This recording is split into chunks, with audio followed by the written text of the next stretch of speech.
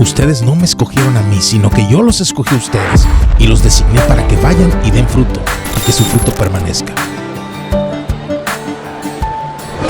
¿Y tu fruto? ¿Y mi fruto?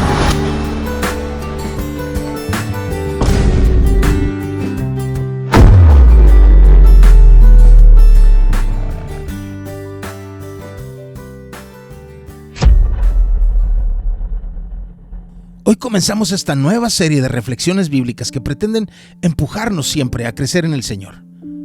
Hablaremos de lo que Pablo llamó el fruto del Espíritu, recordando que el Señor nos quiere dando fruto.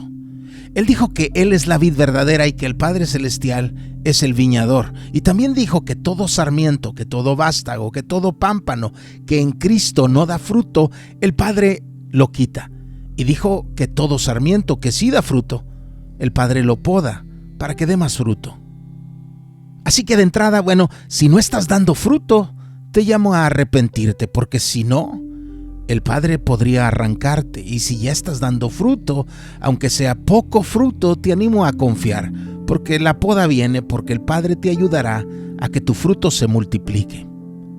Bueno, comencemos. Y para el asunto de hoy, quisiera invitarte a viajar a Betania, un pueblo pequeño del otro lado del Monte de los Olivos, donde 6 días antes de la Pascua, un hombre llamado Simón, que Cristo había sanado de lepra, le ofreció una cena al Maestro. En esa cena estaba también Lázaro, un gran amigo del Señor y a quien Cristo había levantado de la muerte. También María, una de las hermanas de Lázaro. Y también estaba Marta, la otra hermana, la que siempre se preocupaba que todo estuviera perfecto. Y esa obsesión por la perfección le llevaba incluso al mal ánimo.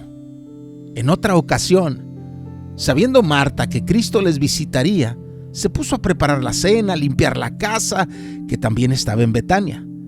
Quería ser buena anfitriona, pero al preocuparse tanto por ella ser buena anfitriona, se olvidó del huésped, que era la mejor visita que alguien puede tener. Y cuando el Señor estaba en su casa, su hermana María prefirió sentarse a los pies de Cristo para escucharle hablar. Pero Marta se preocupaba con todos los preparativos. María estaba a los pies de Cristo, Marta estaba más al pendiente de la olla, de los platos, del polvo.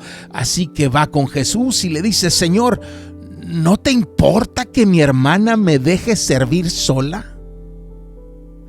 Marta comenzó preocupada por darle a Cristo el mejor de los tratos, la mejor de las recepciones, la mejor de las cenas, pero estaba más interesada en todo lo demás que en Cristo. Y termina acusándolo: ¿no te importa que mi hermana me deje servir sola? Dile algo, dile que me ayude. Pero Cristo estaba hablando con María.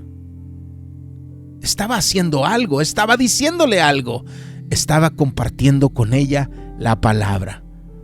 Pero para Marta, la escoba, la aspiradora, la receta, el orden, el trabajo, todo eso importaba más. Deja de hablarle de Biblia, deberías más bien decirle que se deje de eso y se ponga a ayudarme. El Señor le respondió: Marta, Marta, tú estás preocupada y molesta por cosas. Y son muchas cosas, pero una sola cosa es necesaria. Cuando María escogió mi compañía, cuando escogió mi palabra, ella escogió lo que importa. Eso que ella escogió no le será quitado. ¿Qué no le será quitado? Mi compañía, mi palabra, mis enseñanzas. Yo no le seré quitado. Y yo soy lo que importa. El problema es que al parecer Marta no aprendió la lección, porque ahora, en casa de Simón el leproso, Lázaro, hermano de Marta, está sentado a la mesa con Cristo, pero Marta sigue atenta a la comida, a las mesas, a la limpieza, al protocolo. Pero María ya no solo está a los pies de Cristo, sentada escuchando. María quizás había escuchado la historia de otra María, la historia narrada en Lucas 7, que sucede al menos un año antes en la región de Galilea. en un pueblo llamado Naín o Naim, unos 100 kilómetros al norte de Betania. O quizás aquella María es esta misma. Pero esto ahora sucedió en la región de Judea, en el pequeño pueblo de Betania. No es del todo claro si los personajes son los mismos, porque aunque llevan los mismos nombres, los judíos eran muy dados a repetir nombres famosos. Ni siquiera el nombre de Jesús fue exclusivo de una persona. De hecho, Jesús es la versión griega del nombre hebreo Josué. Por eso debemos mantenernos abiertos a la idea de que Simón el leproso de Betania pudiera ser el mismo Simón el fariseo de Naín, y a que quizás la María de Betania, hermana de Marta y Lázaro, pudiera ser la misma que aquella María en Galilea de la que salieron 7 demonios. Pero también debemos aceptar la posibilidad de que pudieron ser personajes diferentes, que coincidían en nombres, porque Simón y María eran nombres muy comunes, como lo puedes deducir al leer la Biblia. Por eso, tampoco hay un consenso definido acerca de si María Magdalena fuese alguna de ellas.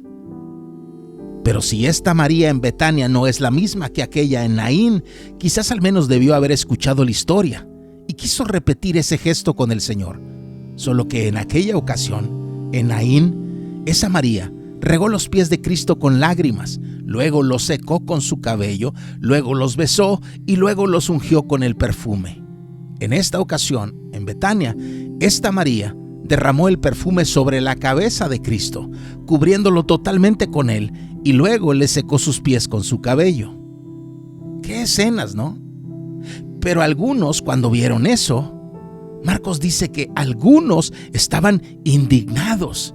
Y es que, ¿cómo se atreve? Estaban indignados, es decir, sus ánimos estaban agitados. Y cuando hay agitación emocional en medio de un grupo, lo que sigue es la murmuración, los susurros, las muecas, los mensajitos. Dice, y se decían unos a otros. Y luego viene la racionalización. No es lo mismo que el razonamiento. Razonar es meditar, racionalizar es intelectualizar pretextos, es esconder nuestras fallas o motivos detrás de ciertos argumentos filosóficos. Maquillamos nuestras faltas o fracasos para distanciarnos de la culpa, de la vergüenza. Un hombre diciendo, oh sí, engañé a mi esposa, pero es que ella, ¿sí?, esconde su falla y la hace culpa de alguien más. Hace tiempo un joven me dijo, sí, yo le robé al vecino, pero es porque él le roba a otros. Eso es racionalizar. Inventamos pretextos con que maquillar nuestras faltas. Pero eso no cambia lo horrible que podemos ser, aunque lo maquillemos. Aquí leemos a algunos diciendo, ¿para qué se ha hecho este desperdicio de perfume? Porque este perfume podía haberse vendido por más de 300 denarios, 300 salarios diarios y el dinero dado a los pobres. Primero que nada, ¿cómo es que ungir a Cristo con un perfume caro es un desperdicio? ¿Será que a Él solo le queremos dar lo que nos sobra? ¿Lo que no queremos? ¿Lo que no nos sirve? Los pobres, los necesitados. Muchas veces las más justificadas, entre comillas, indignaciones son solo el maquillaje perfecto para esconder corazones sucios. No es que les interese la justicia, la verdad, la ayuda. No, son corazones llenos de fango que quieren verse como si estuvieran limpios. Todo es una farsa, todo es una actuación, pero al racionalizar se anestesian contra la verdad y entonces ya no son sensibles a lo que sucede de verdad. Cristo, el Hijo de Dios, está por morir por amor a ellos y a ellos se les hace un desperdicio gastar perfume en Él. Y los que se maquillan con racionalizaciones no solo se vuelven insensibles, también se vuelven déspotas. Esa mujer era de una familia a quien el Señor amaba. Y ella no les pidió un solo peso para comprar ese perfume con el que ungió a Cristo. Y ahora, pese a que ella obró por amor, ellos, montoneros, la regañan. Pero nada de esto se registró en la Biblia por azar. Dios está desnudando corazones ante nuestros ojos para que veamos que tarde o temprano lo oculto se hace manifiesto, como lo garantiza su palabra. Podemos temporalmente esconderlo detrás de poses de indignación y de maquillajes de racionalización, pero lo que de verdad hay en nuestro corazón terminará asomándose. Pero lo que me asombra más no es que fueran algunos en esa cena los que se indignaban y murmuraban, porque Mateo, que estaba en esa cena, nos dice que quienes se indignaron y murmuraron y por ende regañaron a la mujer fueron en realidad los mismísimos discípulos de Cristo, los más cercanos, aquellos que caminaban con Él, aquellos que sabían mejor que nadie que Él estaba próximo a morir, fueron los que llamaron desperdicio al derramar perfume sobre el Señor. ¿Cómo se atrevieron? ¿Cómo llegaron ahí? A mí me resulta fácil creer que fueron convencidos por los argumentos de alguien que sí tenía mucho que esconder. Porque por como se entiende en griego lo que dijo Juan, sabemos quién fue el primero en indignarse, el primero en racionalizar, el primero en sembrar murmuraciones. Juan dijo que fue uno de los discípulos, que fue aquel que lo iba a entregar, a traicionar, Judas. Sí, el argumento sonaba muy correcto hasta que te asomas al corazón del que lo dijo.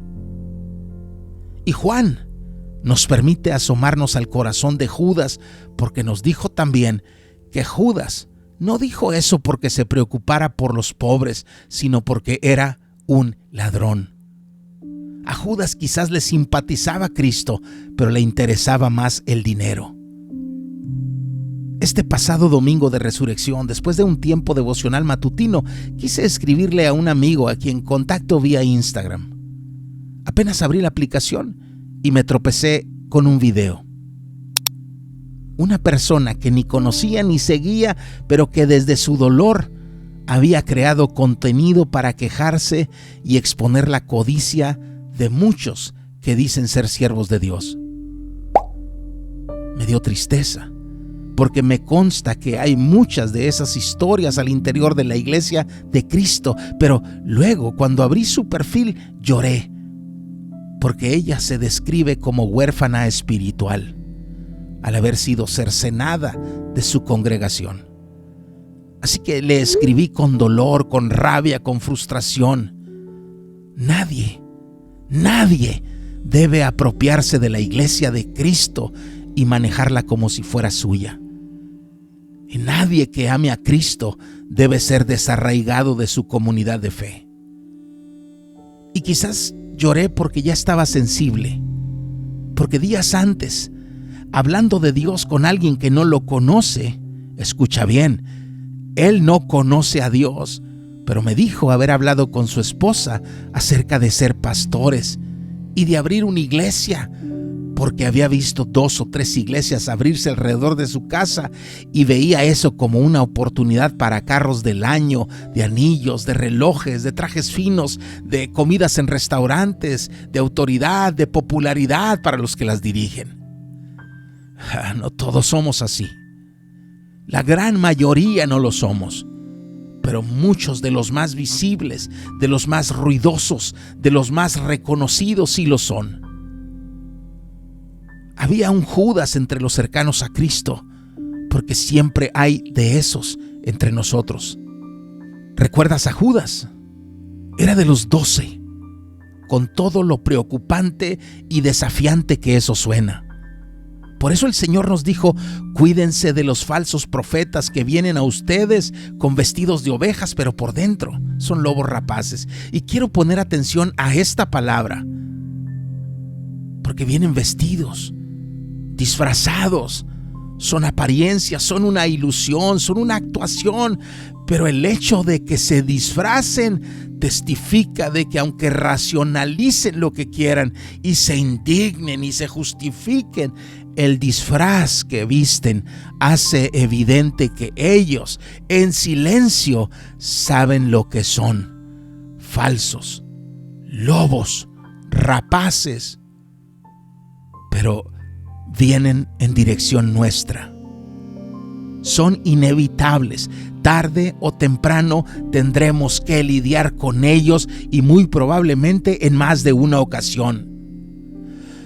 Pero hay un problema con la traducción, porque aunque el griego sí expresa que hay seres falsos caminando hacia nosotros, también sugiere que alguno de nosotros pudiera ser un falso, porque el mismo término que aparece allí, que se traduce como ir o venir, también puede traducirse como acompañar.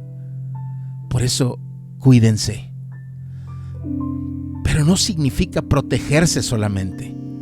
Es más bien un llamado a estar alerta por los lobos, pero implica algo más. Implica mirar de cerca algo que tienes en la mano. Significa que observemos con cuidado lo que sucede en nuestro entorno para que los falsos no nos confundan.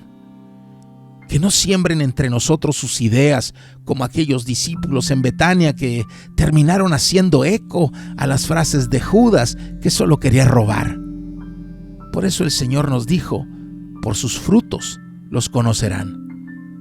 ¿Acaso se recogen uvas de los espinos o higos de los cardos? Pablo lo dijo así: lo que siembras cosechas. No puedes sembrar un manzano y cosechar cocos, digo yo. Por más que los espinos se disfracen, no pueden producir uvas. Pon atención a sus frutos.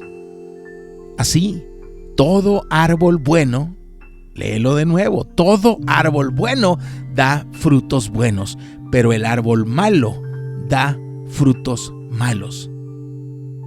No es como que yo soy bueno, solo que estoy pasando por un mal momento. Sí, eso suena lógico. Suena como una buena manera de racionalizar, pero entonces Cristo sería un mentiroso. O lo que dijo el Señor es cierto o no lo es. Y lo que dijo es que el buen árbol se nota en los frutos y el mal árbol también. Un árbol bueno no puede producir frutos malos, ni un árbol malo producir frutos buenos. De nuevo, o lo que dijo el Señor es cierto o no lo es. Pero luego lo alarmante: todo árbol que no da buen fruto es cortado y echado al fuego. Porque el árbol que no da buen fruto es mal árbol y está robándole espacio y recursos a los buenos árboles, y además podría dañarlos o contaminarlos. Así que por sus frutos los conocerán. Por eso llamé a esta serie "¿Y tu fruto?". Y vamos a reflexionar alrededor de lo que Pablo dijo a los de Galacia acerca del fruto del Espíritu. Y uso la imagen de una granada porque en Gálatas Pablo usó un término en singular, no plural.